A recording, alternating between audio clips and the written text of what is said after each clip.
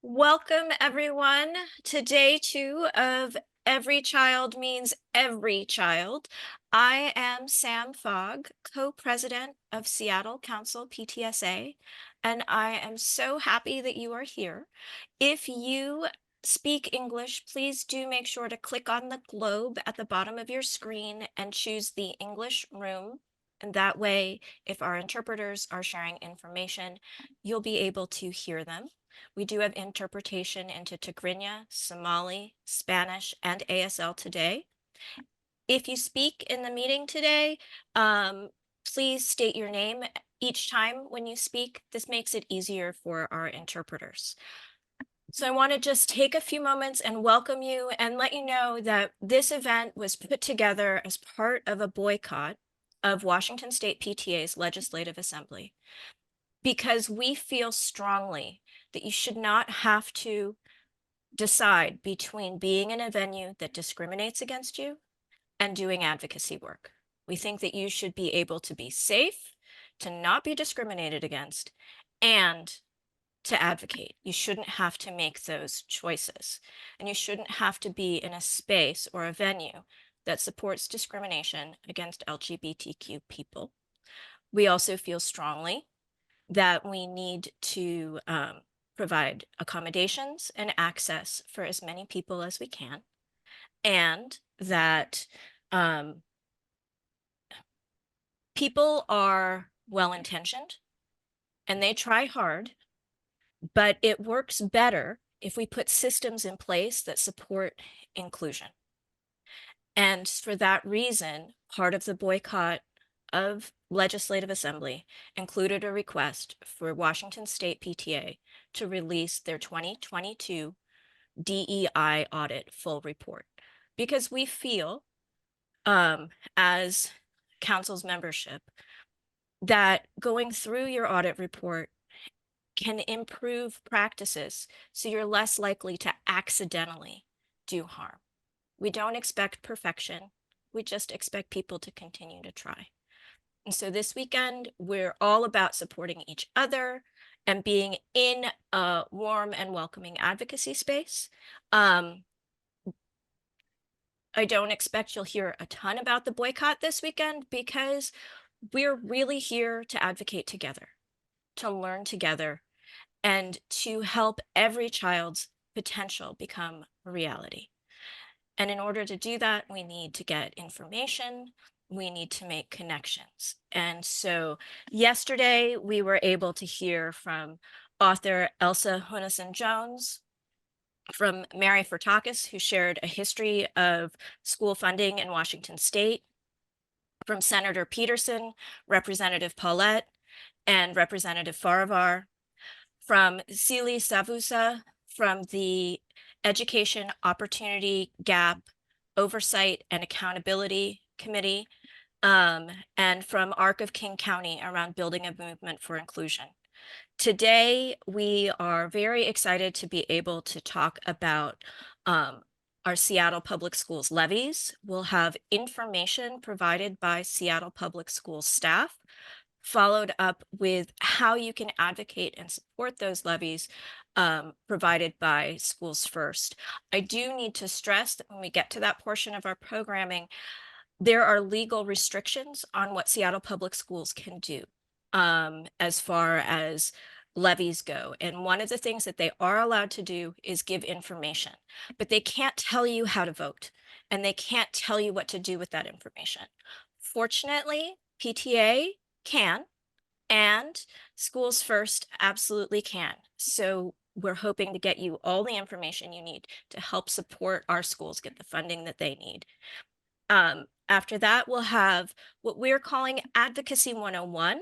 101 is a term used in a lot of United States colleges to refer to a beginner level or introduction course. We will have Jordanos Gabrumlach from the Office of Education Ombuds, where she is the Deputy Director. She will be teaching that in Tigrinya. Ayan Elmi from Washington Multicultural Services Link will be teaching that class in Somali. Manuela Sly will be teaching that class in Spanish, and I will be teaching that class in English and ASL. Then we'll have lunch. Then Oliver Miska will be presenting on the Big 5 funding priorities with information about what they are, how to advocate for them. And then Special Education PTSA, Pam Phillips and Yana Parker will be talking about inclusionary practices in your school community. And then Karen Pilar from Team Child will be presenting for our final presentation. So I really hope that today you learn a lot, you ask some great questions. Let your friends know everybody is welcome wherever they are. Share out the link. People can come in and out all day today. We're happy to have them with us. The presentation about the levies will be recorded and will be available to be shared out. The way that Zoom works means that the recording will be in English, but we will have that available to share. We will not have all of our presenters' presentations able to be recorded and shared out. We just need to get consent from presenters and to work with people on that. So I wanted to give you all a heads up about that. And then just to reiterate a few of the things that we learned about yesterday, we learned about supporting LGBTQ advocacy, working with Trevor Project and PFLAG, and also that our own district has information on their website and supports for our LGBTQ students. And we learned a lot about the fact that our schools across the state, they do not receive enough funding. And we learned about what to expect from this legislative session, and we got some tips from Representative Paulette on how best to advocate for your schools. And that now is a great time to reach out to your legislators because they have more time before legislative session starts in January. So again, I just want to welcome everybody into space. We told Seattle Public Schools and Schools First that they would be starting at 10:15. We wanted to make sure we got everybody into interpretation rooms. So we're going to run that interpretation slide one more time, and then we'll get started. So thank you all for being here.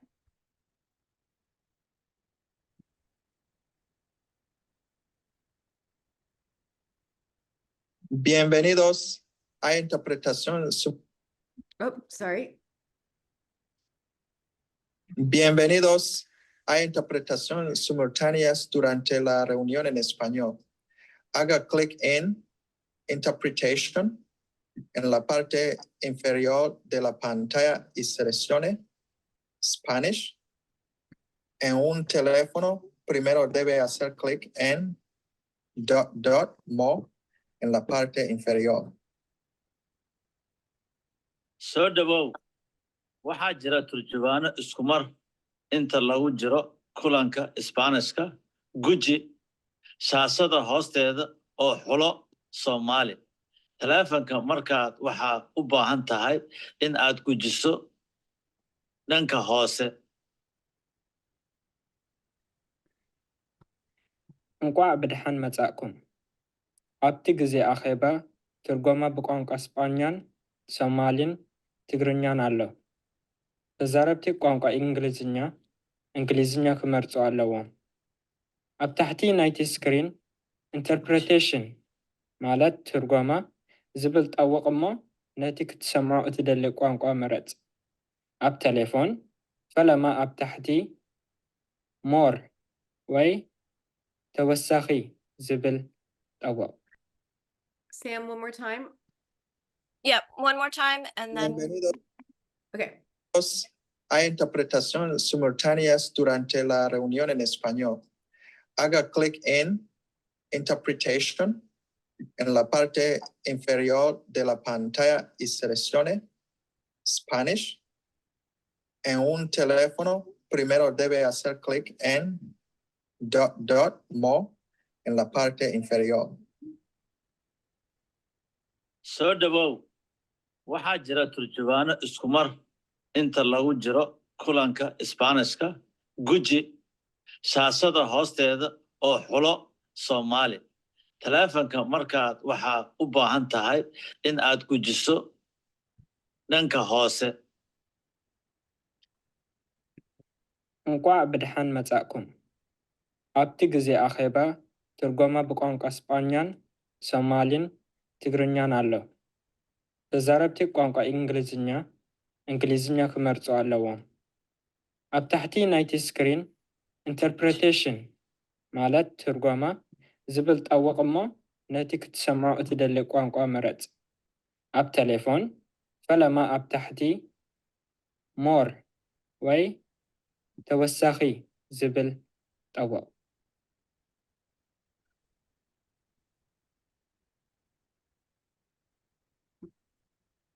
Thank you. And for those of you who speak English, please do click on that globe at the bottom of your screen and choose English. And I got a reminder to speak more slowly.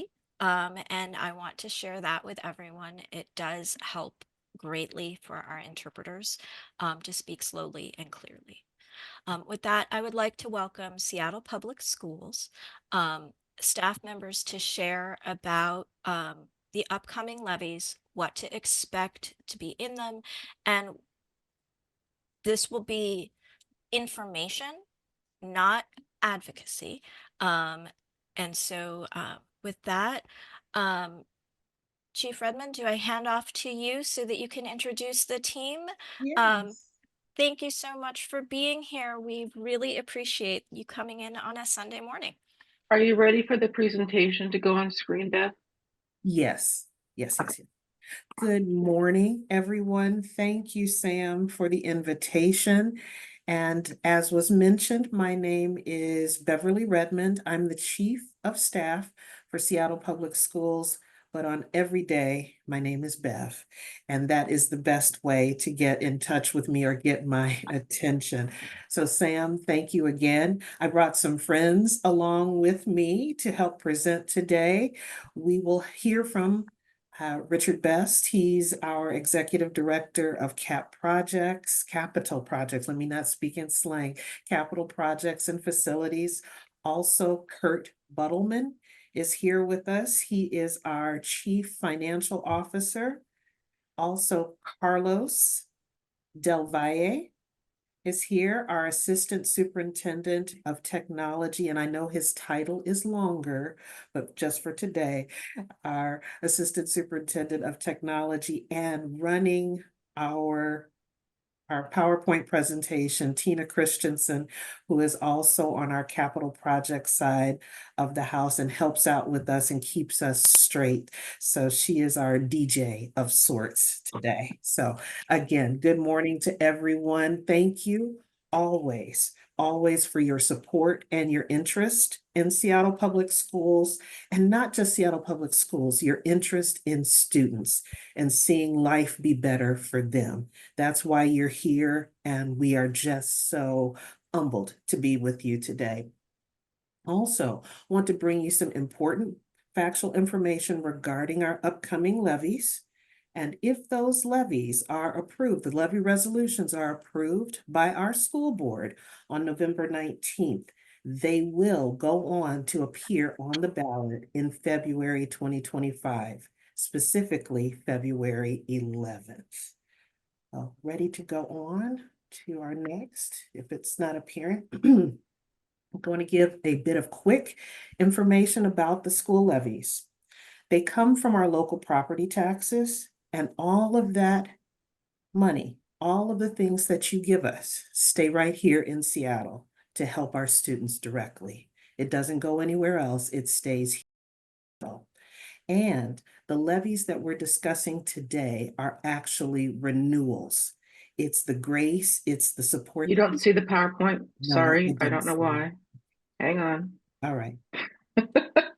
We'll pause. Oh, share screen is probably a really good idea. Sorry. It's Sunday. It's all good. It's all good.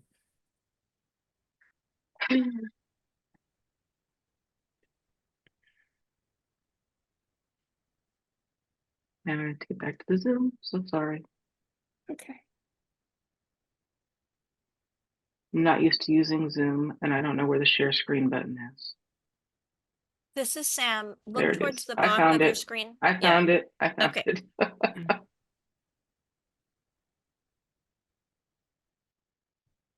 Woo-hoo, here we are. Yes, yes, yes. Thank you, Tina. Appreciate you so much. Just going back, Thanks, Leslie.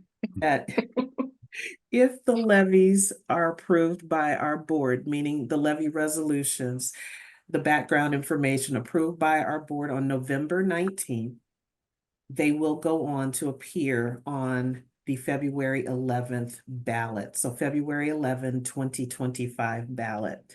And the background information for those levies. If you voted for a levy here, it is local taxes raised by individuals like you who support public education. And all of that money stays here in Seattle to benefit our students directly. It doesn't go anywhere else. It is used right here in Seattle. Again, both of the levies would be renewals of what you've already given us. So renewals of what you've already done, and that's already being used as a current funding source. There are two types of levies that we're talking about today.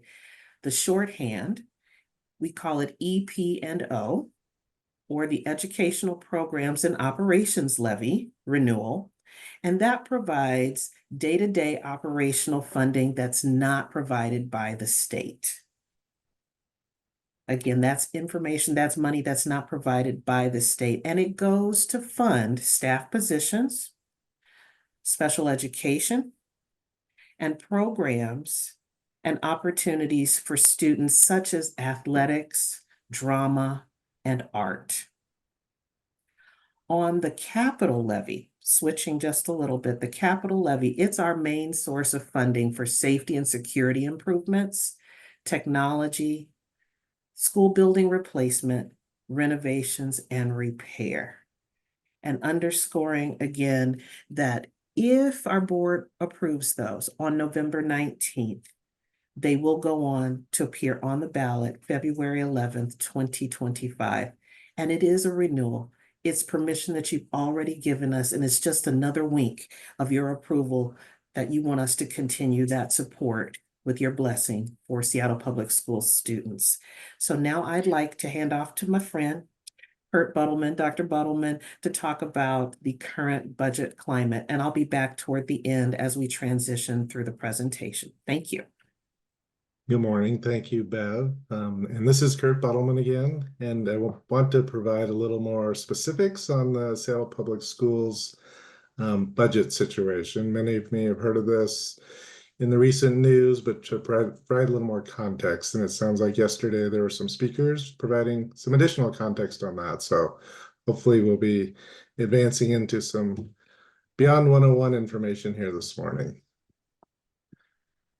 As you probably learned yesterday, school districts are funded primarily by the state of Washington, and the component of the funding at Seattle Public Schools. So you can see on this graphic, the state of Washington funds about 63% of the needs of Seattle Public Schools, and this levy that we're presenting information on today funds about 15.6%. It's the second largest source of funding for Seattle Public Schools, and it funds many of the items that Chief Redmond was just discussing. Seattle Public Schools currently has some funding challenges. It's a $1.2 billion annual budget, as you saw on the previous slide, and we're projecting about a $94 million deficit for the 2025-26 school year. And why is there a deficit? Well, it's a structural issue in that the needs of Seattle Public Schools students and families are exceeding the funding that's provided by the state for the education needs of the community. And our situation is not unique to Seattle Public Schools, and many other districts across the state are struggling with these same issues. As a couple of examples, the cost to operate have increased. As we're all aware, the cost of living in Seattle continues to rise. The cost of buying groceries continues to rise. That impacts Seattle Public Schools just like it does families. Additionally, the needs of our community have continued to grow. A few of the areas we have highlighted here are security, special education services, multi-language learning services, substitute teacher costs, and many, many more areas where the state does not adequately cover the needs of Seattle Public Schools and where the levy provides an additional funding source. We can go to the We've been working lately to make some cuts to help close this shortfall, and we will continue to work with the legislature to find statewide funding solutions. I'm happy to hear that you met with 3 legislators yesterday. And you may have heard in the news recently, school consolidations are something Seattle Public Schools is approaching for the 25-26 school year.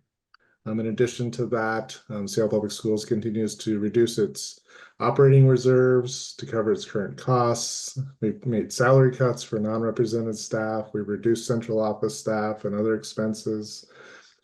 School staffing reductions have taken place. Discretionary allocations to schools have been reduced. And then there's a voluntary athletic fee that's in place for families this year.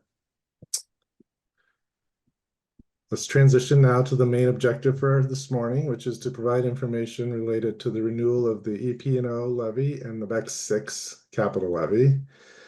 And just a reminder that these levies being discussed today are both renewals of existing levies, and they will both expire at the end of 2025. The EP&O or operations levy is enrichment funding that helps continue funding day-to-day educational programs and services that are not fully funded by the state. Slide are some examples of the types of items that are funded by the enrichment levy.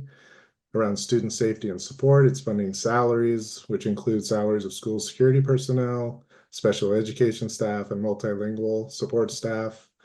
It's funding student services and programs, such as special education, nutrition services, and student transportation. And as Chief Redmond indicated, it's funding support activities such as athletics, arts, music, and drama. And just as a side note, I'm a parent of 2 kids who are graduates of Seattle Public Schools, and many of those services and programs are very integral to their education. We often get questions about why the Seattle Public Schools can't just raise more money from satellites to help fix our deficit and structural problem and provide these additional students. This slide is a summary of what restrictions school districts in Washington State have on levying local taxes.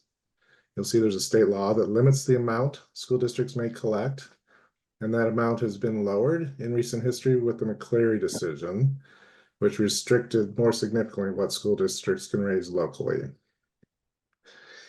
If our board is to approve our request for a levy in November that will go on the ballot in February, Seattle Public Schools will be requesting the maximum allowed by these state laws, and we'll add a little bit of additional buffer in our request in case there are changes in how the state sees the restrictions on levies. We will not be collecting that extra amount unless that additional resource is approved by the legislature. Couple or 3 examples of how this funding cap manifests at an institution like Seattle Public Schools. The state has a formula that's very complex that funds about 9 security personnel for Seattle Public Schools. Seattle Public Schools needs and has 73 positions in security. And so this levy, the EP&O or operations levy, funds that gap of about 63.7 security specialists. It also, special education, the needs of Seattle Public Schools students cost about $224 million in recent years. And the state is only funding about 150 of that $224 million, which results in about a $74 million gap. And then finally, athletics. The state does not provide any funding for athletic programs at Seattle Public Schools. And so our levy funds all of the athletic budget, which is about $5.5 million. Without a levy, these gaps that were on the previous slides would need to be filled by reductions in some of these services and programs or reductions elsewhere within Seattle Public Schools.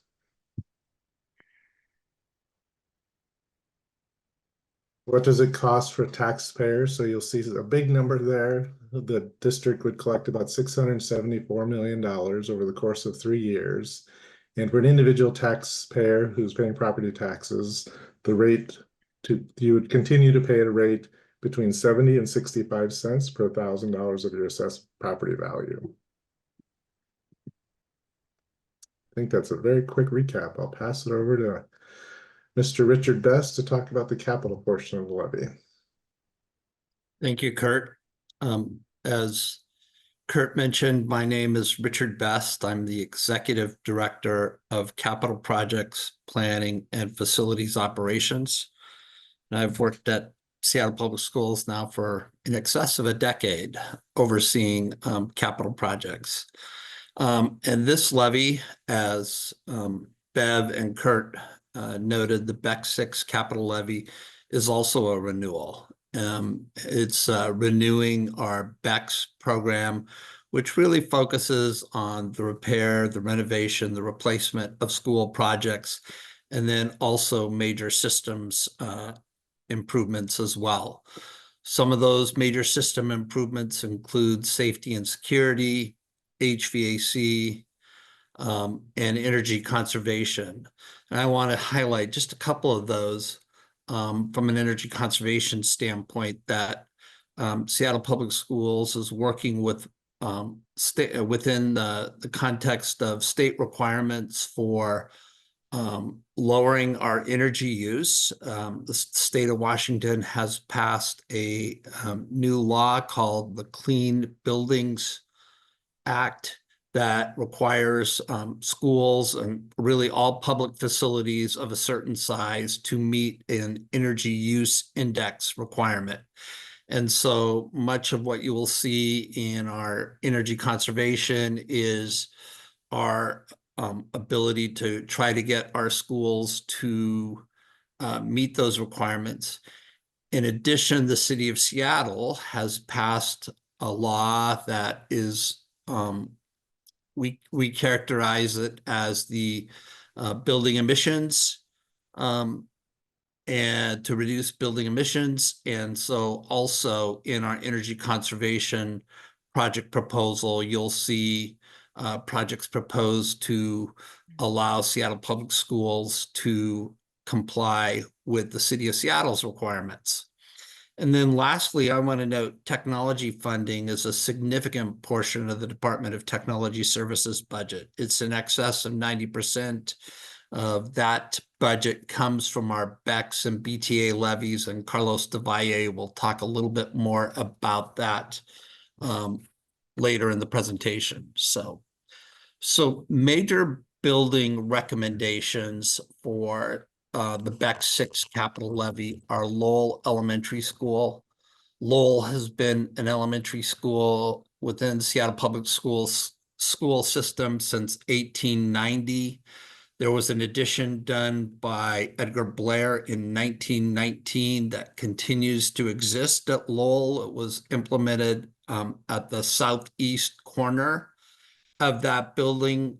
Capital Projects Planning Department anticipates that that building will be landmarked. So we will be renovating that building and then providing an addition to the rest of that site to meet elementary school program needs of the 21st century. We are proposing a elementary school replacement in the northeast quadrant of the city of Seattle. So from the Ship Canal north, from I-5 east, we'll be replacing one elementary school. We do know that Sacagawea was part of the BECS 5 capital levy. As the school district has been engaged in the well-resourced schools conversation, Sacagawea has emerged as a school potentially for consolidation. The superintendent has made a recommendation to the board to relocate Sacagawea students to John Rogers Elementary School. I want to emphasize that the board has not made a decision. And so should that proposal be approved by the board, we would be looking then at the board's guiding policies, the board's levy direction to capital projects and planning to look at, is there another school in the northeast quadrant that should also be replaced? I can tell you there are many schools in the Northeast Quadrant that are in poor facilities condition. Those of you who live in the Northeast Quadrant probably know the schools I'm referring to.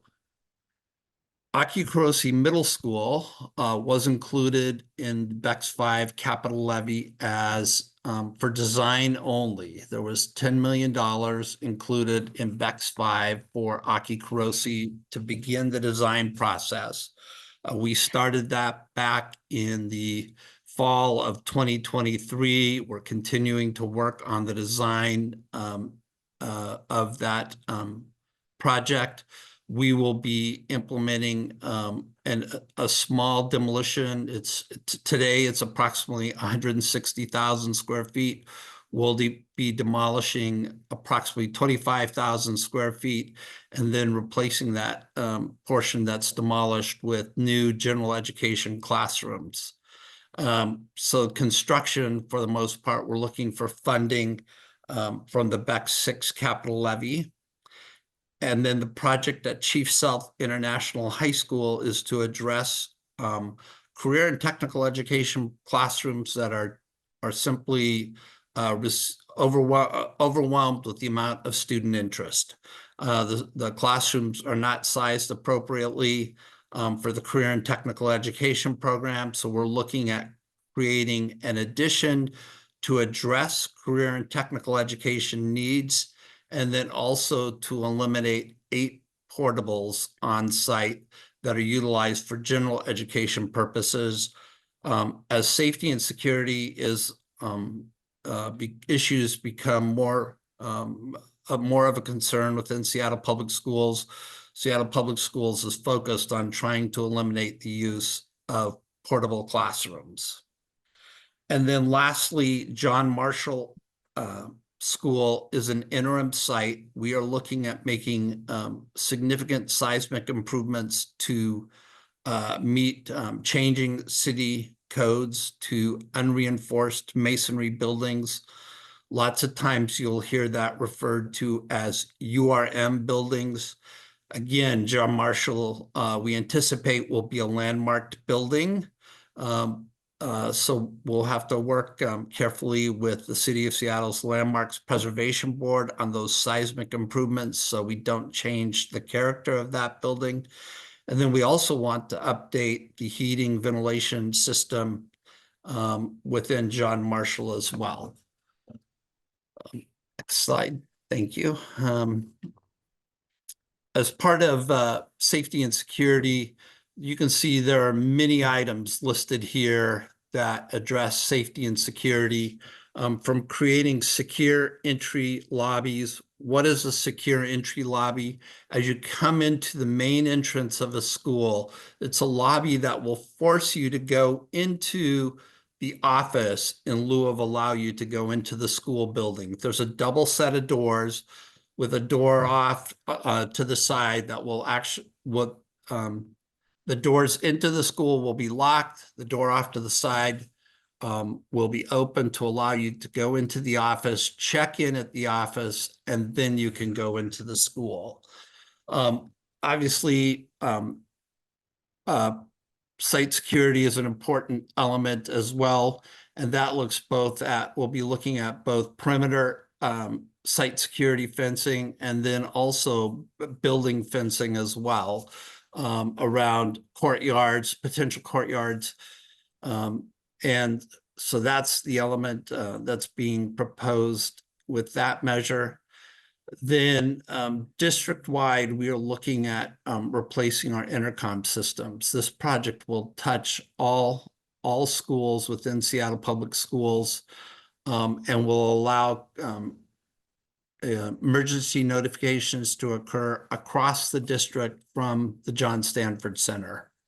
It ties in all of our buildings so that communication can occur not through the telephone system, should the telephone system and the cell phone system go down, but through an intercom system and allows the John Stanford Center to monitor our school sites.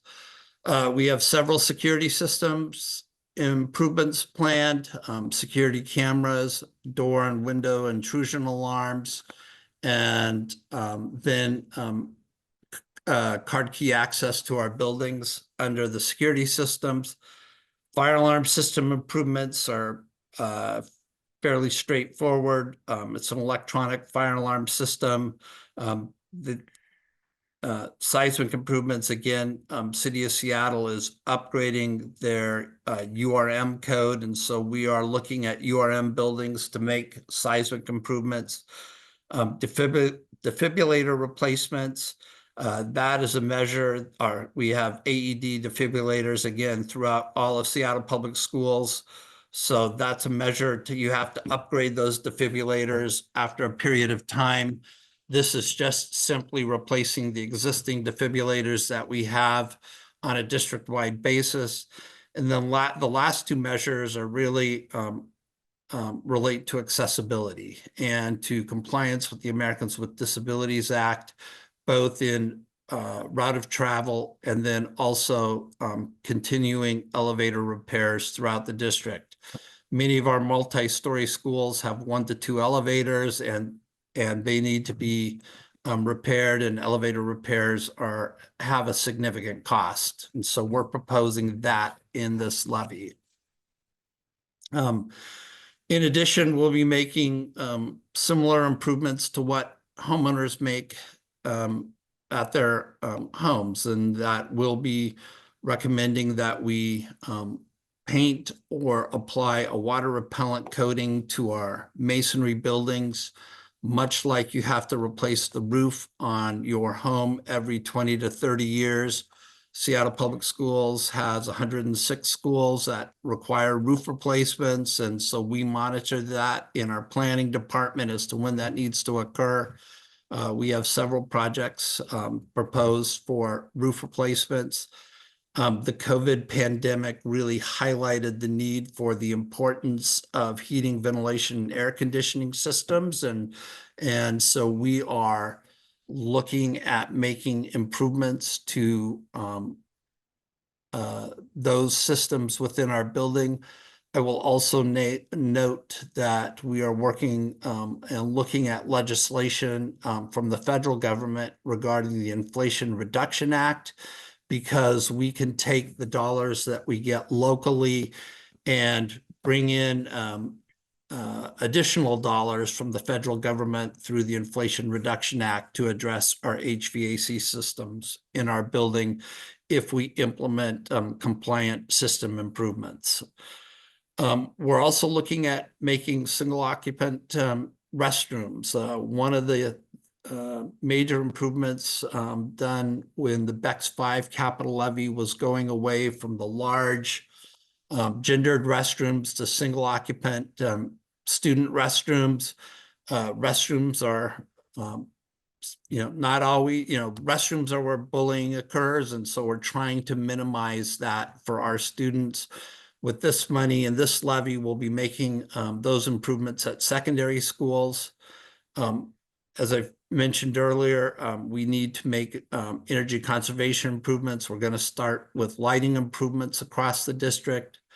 One of the measures I'm really proud of is we have implemented a playground safety and site improvement program at Seattle Public Schools, in which we have all of our playgrounds on a 15-year replacement schedule. And this is something that, as Samantha, as you probably well know, the PTA funded a lot of playground improvements, and we're trying to take that on as a district to make those playground improvements so PTA dollars can go elsewhere, because this was very inequitable across the district, because not all of our PTAs have the same economic resources. So Seattle Public Schools has 2 to 3 playgrounds at every elementary and K-8 school. And so there's literally 180 playgrounds that we are now inspecting on an annual basis. We're looking at the equipment, the safety surfacing, and then we have created a 15-year replacement schedule for all of those playgrounds. athletic field improvements and athletic field replacement.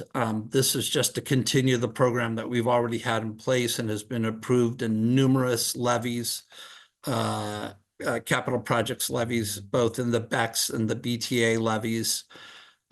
This replaces our athletic fields have roughly a 10-year life cycle, and we monitor those with resilient testing that manufacturers have recommended for protocols for checking the condition, the resiliency of the field to make sure that should kids fall, should kids get tackled on synthetic turf, that synthetic turf and the underlying pad underneath the synthetic turf provides enough resiliency. But again, it's a field condition that needs to be replaced every 10 years. I will highlight this is really a very cyclical system. The synthetic turf does not go into the waste stream. It actually goes back to manufacturers to be recycled into new synthetic turf. And then we will be providing field lighting at Nathan Eckstein Middle School. And that will be the last middle school as part of the programmatic environmental impact statement that Seattle Public Schools entered into with bell time changes. Field lighting was required at all secondary schools, and that will be the completion of the field lighting program and meeting that condition of that programmatic environmental impacts statement. And then the last project is one at the John Stanford Center. It's a central kitchen improvement. It's really phase 3 of the central kitchen improvements, and this is really to help support our elementary school and K-8 school breakfast, lunches, and we'll note that we provided a significant amount of support to the broader community during the COVID pandemic, and those meals were prepared at the central kitchen at the John Stanford Center. Then other projects, we've been studying Thornton Creek. We have some issues with that drainage basin in that it floods both the Nathan Hale parking lot, and it also floods some of the courtyards within that Nathan Hale surrounds. We're looking at how we can mitigate that so we avoid flooding both the parking lot and the school. In this levy is some study costs to implement studies. The design and construction will not occur from this levy, but we'll continue to figure out how to look at that drainage basin and the amount of water that flows through there on a per second basis to minimize the impact to improvements that we've made at Nathan Hale High School. And then the interior build out of Rainier Beach High School's Performing Arts Center. As many of you know, and as Dr. Buttleman mentioned, inflation, really the significant inflation the economy experienced post-COVID has impacted Rainier Beach High School. To ensure that we were able to go forward with construction, we created a series of bid alternates. One of the bid alternates was for the interior build out of the Rainier Beach Performing Arts Center. We would like to we are recommending that the school board approve in the levy funding for that bid alternate so that we're able to complete the Rainier Beach High School project. And then the list at the bottom is really a reoccurring items that we fund in every levy: maintenance, grounds, food service equipment, building modifications to support academic needs. This relates specifically to special education. We look at the student needs that do our schools provide the necessary supports for the special education students that are arriving at those schools? Are there modifications that need to be made to make sure that we're addressing their needs? Early learning is another program that we provide funding for. And then just over the course of several years, educational programs do get moved in the district. We call that program placement, and we're providing program placement funds out of that cost category. Property acquisition and infrastructure has been on. Richard, Yes. may I interrupt you just for a minute? Mhm. Can we skip these last few things and let people just read them so we can get to Carlos? We're gonna run out of time. Okay. Thanks, Tina. Property acquisition, management, staffing, construction escalation, and then costs for future levying are always, there are reoccurring costs, and they are literally in every levy. So next slide. So our project selection process, we used a third party independent consultant to identify the condition of our schools. That information then translated into many of the projects that we've identified for the BEC 6 capital levy. We've worked with cost estimators to develop the costs for these project proposals that we've included in the levy. Again, these are third-party consultants to help identify what the costs are so we can complete the projects without seeking additional funding. Utilizing the board's guiding principles and the board's policy, we prioritized every project that makes up the BEC 6 capital levy. And then we in capital projects reviewed our levy proposals with the BECS and BTA Oversight Committee. Technology reviews it with the Information Technology and Advisory Committee. And we made our recommendation to the school board on October 9th. Carlos, I will turn it over to you. Thank you, Richard. This is Carlos Evalle again. I'm going to talk a little bit about the technology funding and what does it mean. How Richard mentioned earlier, capital levies funds about 90% of SPS technology budget. This translates about 127 FTEs. How do we keep, the network and the data center and the services running? Pretty much how do we, this pays for how we keep the lights running for technology in the districts. And it covers a lot of areas, students and staff, computers and devices, classroom technology, development, implementing new curriculum, upgrades to digital systems, to business systems. More important, we're concentrating a lot on providing equitable access and to inclusive digital resources, such as language support systems and online libraries. Next, please. Carlos, can we just slow down? This is June for the interpreters. Sorry. Thank you. My apologies. So we did Richard mentioned, we do an internal analysis, and we utilize the Information Technology Board to vet these requirements. We come out with $450 million over a period of 3 years to fund 3 major buckets of investments. These are the student learning and support, the infrastructure and security, and the district systems and learning. I'm sorry, the district systems and data. The student learning and support systems, this portion of the levy covers for technical support staff to provide for repairs and logistics of equipment at the schools. Also, these funds provides for digital learning support, purchasing of instructional software and licenses, the procurement of student laptops, and all the associated staff that provides for these services in this area. The next bucket is infrastructure and security. This portion of the levy provides for the cost of running the data center and the backbone infrastructure, the networks. It provides also for cybersecurity monitoring systems, server software licenses, operations and equipment hardware maintenance. We pay from here the internet connectivity. We also pay the telephone service and all the associated staff that provide these services. Lastly, the district systems and data. These portions of the levy covers for software systems, developers and analysts.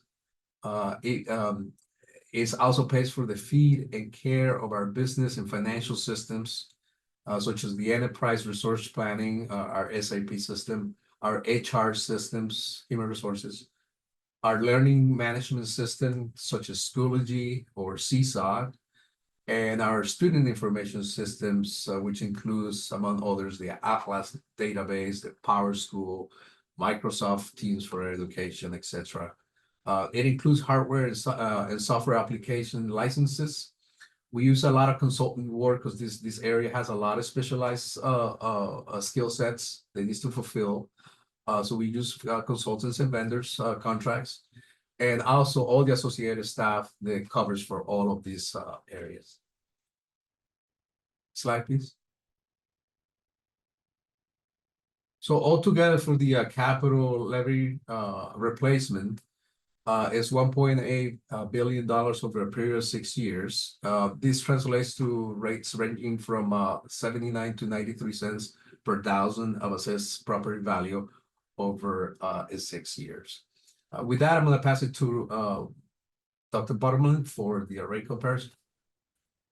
Thank you. Thank you, Carlos. This is Kurt Buttleman again. Very briefly, just a slide to show how Seattle's rates compare to neighboring school districts. And you'll see that the Seattle rate that's currently being paid to support Seattle Public Schools on the 2 levies that we were just discussing, plus an additional levy, the BTA levy, totals $1.85 per $1,000 of assessed value. Should the board approve putting on the ballot in February these two replacement levies that we've been discussing, that would make that total $2.04, also to include that BTA levy. Bev, I think you're the closer. Thank you, Kurt. I will not let you down. Thank you to everyone for your time and your attention at this point. I know we have moved a little bit beyond our time schedule and we want to save time for an additional speaker. So I'm going to, again, say thank you to everyone for their attention and kick it back to Sam. Thank you. This is Sam. Thank you, Bev, and thank you to Seattle Public Schools for that information. We're going to shift to Leslie from Schools First. And I also want to let people know that one of our presenters for our 11 o'clock event is having a little bit of technical difficulty. So we're going to give an extra 15 minutes here, and that'll give Schools First a chance to present, and also a few extra minutes for questions.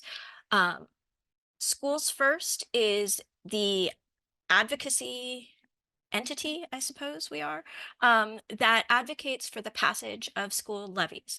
This is a group who gets to tell us about how to advocate, what we can do, and how we can spread the word and can do those things that Seattle Public Schools cannot do. So with that, welcome, Leslie, and I'm going to hand off to you. Hi, everybody. Thank you so much for letting me be here today. My name is Leslie Rogers Krokauer, she, her, and I am with Schools First. Can everyone see my presentation? Great. So as Sam mentioned, Schools First is sort of the advocacy arm of our levies. Our job is to make sure that people have the information that they need to pass the levies. So we were first formed in 1995 to support the levies. We advocate, we fundraise, and we run a campaign every 3 years to get these levies passed. So why the levies matter? You just heard a presentation from the district, but these levies are important to make sure that we have the funding needed to bridge gaps between what the state funds and what we need. They fund essential programs, staff support, technology, safe learning environments. And our main message at Schools First, these are not new taxes, but they replace expiring levies that are maintaining critical funding. I'm not going to get into this because you just saw what is going to be on Prop 1 and Prop 2, assuming that the board approves these on November 19th. So our campaign, we focus a lot on fundraising, community presentations. We write the pro-committee statement for the voters pamphlet, endorsements. We send mailers to registered voters. We do targeted digital ads, sign waving, all all the traditional campaign things that you see that in Schools First.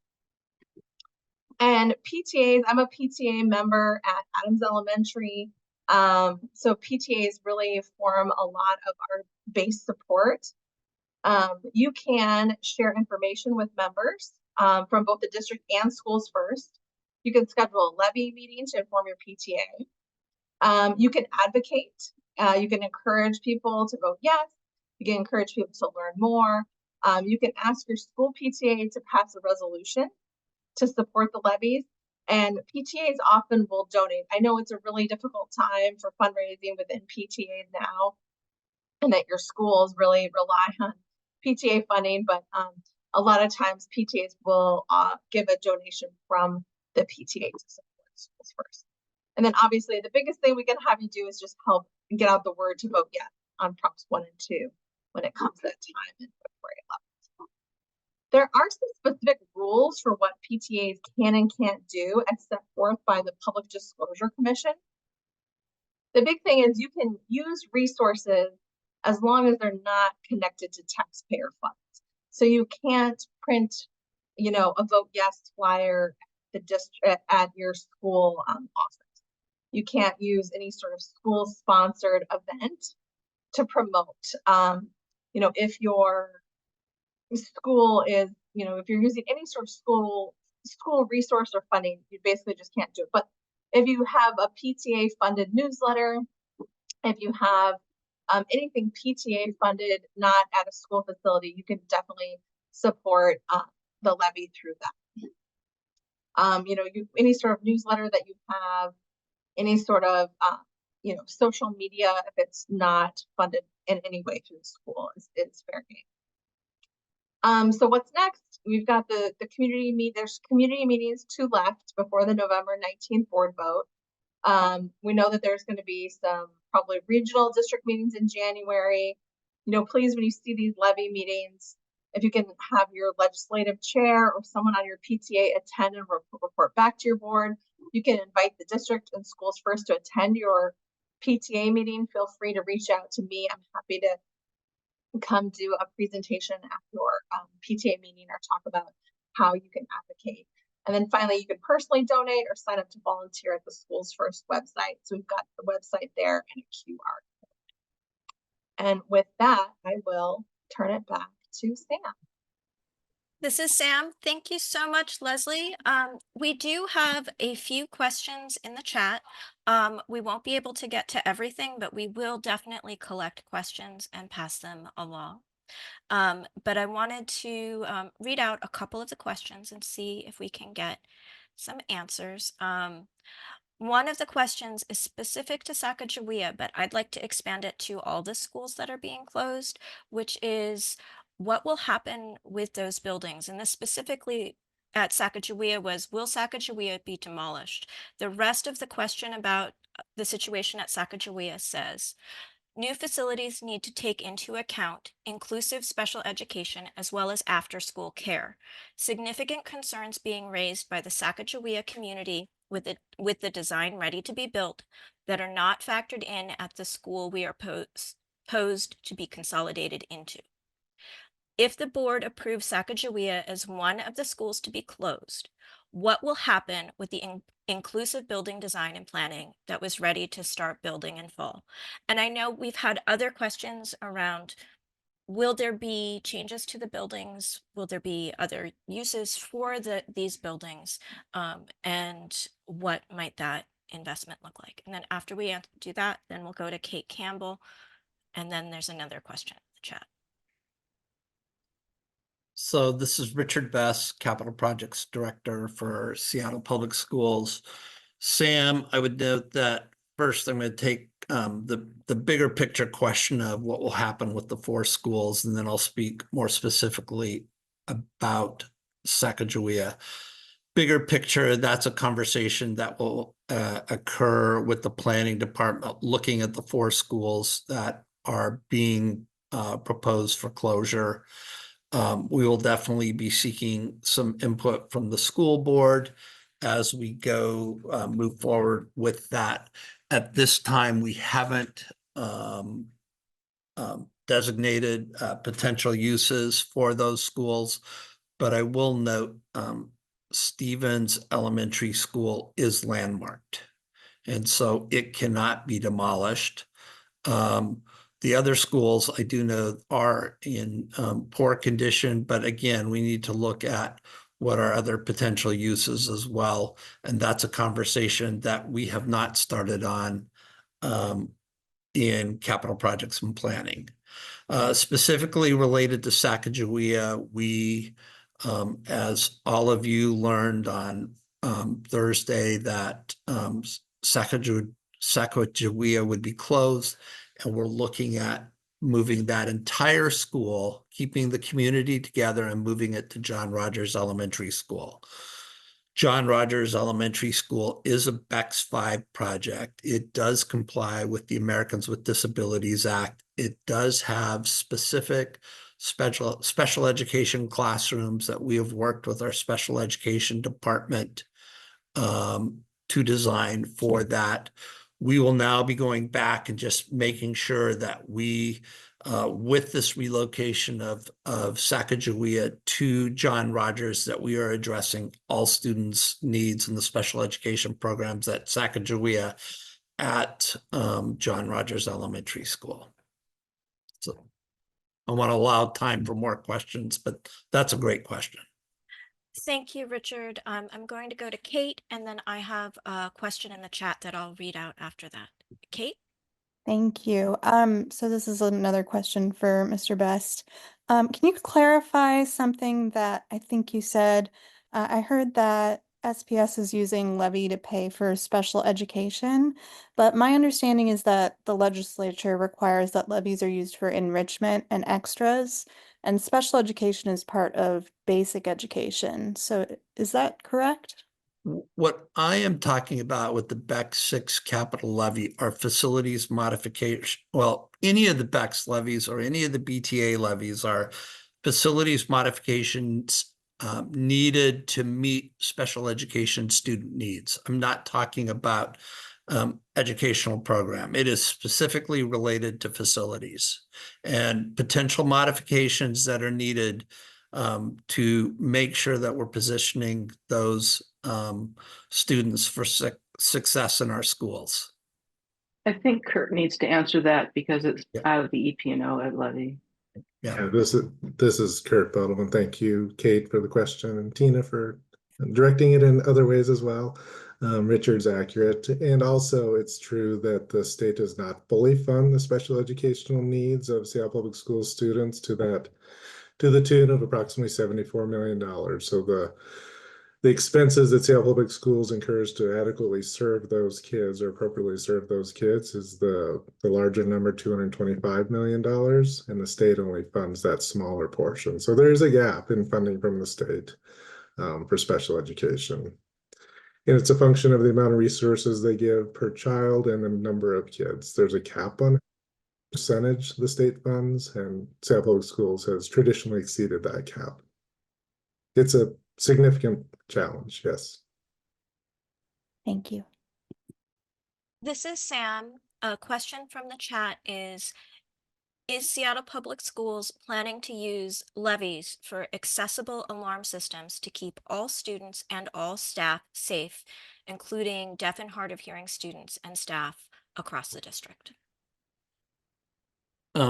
Again, this is Richard Best, Executive Director of Capital Projects and Planning. Absolutely, Sam. We've been working with our deaf and hard of hearing families since January of 2024 to understand the needs of our deaf and hard of hearing students. They've highlighted some areas that are shortcomings currently in our facilities operations and so much of the intercom improvements that you see being proposed are making sure that we can address the need of our deaf and hard of hearing students, not only in schools where we have deaf and hard of hearing programs, TOPS K-8 and Roosevelt High School, but broadly across the district, knowing that we have deaf and hard of hearing students and staff in all schools across the district. is Sam, and thank you. And I'm going to ask a question myself. A couple years ago, we heard from Senator Peterson that the amount of money Seattle Public Schools receives for capital projects from the state is less than the amount of money Seattle Public Schools pays in sales tax for those projects and renovations. And so this is due to the way our state funds facilities capital projects across the state. And I was wondering whether this is still true. I would note that that's an accurate statement. And I'm going to use our BEX 5 capital levy as the example. The BEX 5 capital levy placed before the voters and approved in 2019 was $1.4 billion. And it included both technology and capital improvements, approximately $1 billion in capital improvements. We are receiving $30 million in state construction assistance program funding from the state of Washington. So 30 million related to $1 billion, and the sales tax is in excess of 10%. So, 10% of $1 billion is $100 million. So that's a very accurate statement. I will note that Seattle Public Schools does make distressed school grant requests. This next year, we'll be funding the replacement of Whittier Elementary School's roof, but the distressed school grant requests that we've made over the period of years do not come and equalize the amount of money that we spend in state sales tax. This is Sam. Thank you for that. I think we have time for one more question if somebody gives us a quick question. I have a follow-up from the Sacagawea community. What will happen with current design that is ready to be built for Sacagawea? And what happens, I think a broader question from that is, what happens if we ask for funding for something in a levy and then circumstances change? Do we have the ability to shift that, or how does that work? So again, this is Richard Best, Executive Director of Capital Projects. I will note that I want to clarify one comment that's being made is we are not by any means design ready. The design process is really, a 7-step process with conceptual planning first, and then you go through schematic design, design development, construction documents, bid award, construction, and post-construction phases. We had not even completed the conceptual portion. We have spent approximately $380,000 for Sacagawea as we began the conceptual planning process and began site surveys, soil studies at Sacagawea of a $4 million allocation of the BEX 5 levy. That money is fenced specifically for use for Sacagawea Elementary School. To divert that capital projects and planning for another use, to divert that capital projects and planning would have to go to the school board and get their approval to utilize it in a different manner than what was initially intended. But we are not by any means, the drawings you've seen are not drawings which contractors can utilize to build a project. Thank you for all of this. I want to thank Seattle Public Schools staff for joining us and informing. And Leslie, thank you to you and to Schools First for talking about advocacy. From the PTA perspective, I will remind everybody that PTAs cannot endorse candidates, but we can pass resolutions to support a levy. And historically, our PTAs have donated funds to Schools First in order to support getting the word out about levies. So just making sure that everybody is aware of what they can do. I know Leslie mentioned it earlier, but we will be participating and getting more information out. As Bev shared earlier, there will be more sessions, and I will also be forwarding on questions as they come through. I want to just thank everybody so much for being here.